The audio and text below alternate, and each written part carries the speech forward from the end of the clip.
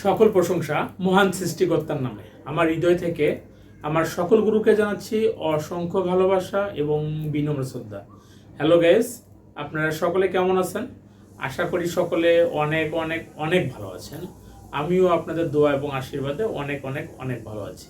তো আজকে অনেক দিন পরে আপনাদের জন্য একটি বশীকরণ ভিডিও নিয়ে আসছি।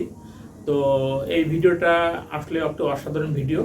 যদি আপনাদের মধ্যে বিশ্বাস, ভক্তি এবং শ্রদ্ধা থাকে এবং নিয়ম অনুসারে যদি আপনারা কাজটা করতে পারেন, তাহলে আমি 1000% গ্যারান্টি দিচ্ছি যে আপনাদের এই কাজটা হবে। তো তার আগে আমি একটি কথা বলবো, যে কথাটি না বললে নয়। আপনারা যারা নিজেরাই কাজ করতে পারবেন না, তারা চাইলে আমার কাছ থেকে কাজ করে নিতে পারেন। তো আমি যে কাজগুলো করে দিয়ে থাকি, জিন, পরি, ভূত, প্রেত, জাদুটোনা, বান, তারপরে অবৈধ বিচ্ছেদ, বশীকরণ, সকল প্রকার কাল সর্পদোষ, কাল দোষ, তারপর গ্রহের সমস্যা, তারপর দোকানের বেচা কেনার যদি সমস্যা থাকে সেটার, তারপরে আপনার রাহুর দোষ, তারপরে আপনার কুণ্ডলী বিচার, আপনার যদি কোন রাশির জানার ইচ্ছা থাকে, তাহলে যদি আপনি আপনার সঠিক জন্ম বার্থডেটা বলতে পারেন, কখন জন্মগ্রহণ করেছেন, সব কিছু যদি বিস্তারিত বলতে পারেন, তাহলে আমি আপনাদেরকে আপনাদের জন্মকুণ্ডলী সেটা আমি আপনাদেরকে বের করে দিতে পারবো, এবং কি রাশি সেটাও আমি আপনাকে বের করে দিতে পারবো, এবং সেটার একটা সার্টিফিকেট আমি দিয়ে দেবো। তো বেশি কথা বলবো না। আজকে যে বশীকরণ ক্রিয়াটা নিয়ে আসছি, এটি হচ্ছে একটি কঠিন বশীকরণ বলবো।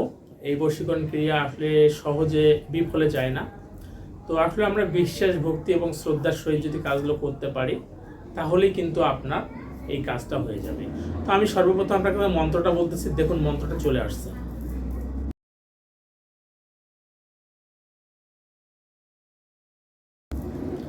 মন্ত্র পাইছেন, এখন আপনাকে কি করতে হবে? এই যে আপনি জল যেটা আছে, জল বলেন, পানি বলেন, এই জলটাকে ওই মন্ত্র দ্বারা প্রতিহিত করতে হবে। তো এই জলটা অবশ্যই আপনাকে নদীর স্রোতের জল হতে হবে। নদীর স্রোত থেকে নিয়ে আসবেন, স্রোতের নদী থেকে এই জলটা তুলে নিয়ে আসতে হবে।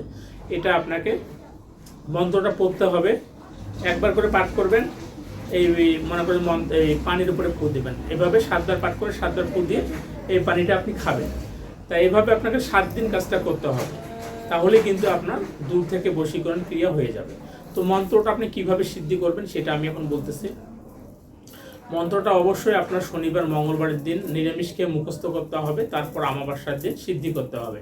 সবচেয়ে বেশি ভালো হয় বছরে যে বড় অমাবস্যাটা থাকে, এই অমাবস্যা, যেটাকে আমরা দীপাবলির অমাবস্যা বলি, ওই সময় জপ করলে হবে। আর যারা ওই সময় পারবেন না, তারা এই যে কোনো অমাবস্যার দিন জপ করে সিদ্ধি করে নেবেন। এই যে রুদ্রাক্ষের মালা দেখছেন, এই মালাতে 108 বার জপ করলে আপনার এই মন্ত্রটা সিদ্ধি হয়ে যাবে। অবশ্যই আপনাকে একটা সুন্দর পরিচ্ছন্ন রুম বেছে নিতে হবে, পরিষ্কার পরিচ্ছন্ন কাপড় পরতে হবে, পরে তারপরে পূর্ব দিক মুখ করে আপনার আগরবাতি দিয়ে শুদ্ধ একটা আসনের মধ্যে বসে এই মন্ত্রটা জপ করতে হবে। তো যাই হোক, মন্ত্র যখন জপ করবেন তখন যেন কেউ আপনাকে ডিস্টার্ব না করে, এইদিকে আপনার মাথায় খেয়াল রাখতে হবে। এরপরে আপনার সিদ্ধি হয়ে গেলে তারপর আপনি এই স্রোতের জল নিয়ে আসবেন। তারপর তো আমি আপনাদেরকে বলে দিলাম কিভাবে আপনারা এটা করবেন, করে আপনারা নিজেই খাবেন। এটা আপনাকে 7 দিন কাজটা করতে হবে। এই কাজটা করলে আপনার কাঙ্ক্ষিত ব্যক্তি অবশ্যই বশীভূত হয়ে যাবে বা বশ হয়ে যাবে। তো বশ আসলে অনেকে বোঝে না, আসলে বশটা কি ধরনের। বশ অনেক সময় সম্পর্কের উপর হয়। যদি আপনি আপনার মামাকে বা মামিকে বশ করতে চান, তখন কিন্তু সম্পর্কের দিক দিয়ে আসবে, তখন কিন্তু সেক্সুয়াল দিক দিয়ে কাজ করবে না। আর এটা শুধু আপনার সম্পর্কের জন্য বিশেষ করে বেশি ভালো হয়। আপনাকে এগুলোর বশের আসলে অনেকগুলো ভাগ থাকে। আপনি কি ধরনের বশীকরণ করতে চাচ্ছেন সেটার উপরে আপনার বিশ্লেষণ করে ওই ধরনের বশীকরণগুলো করতে হবে। তো যাই হোক, এটাই ছিল আজকের বিশেষ ভিডিও। সবাই ভালো থাকবেন, দেখা হবে আপনাদের সঙ্গে নতুন ভিডিওতে।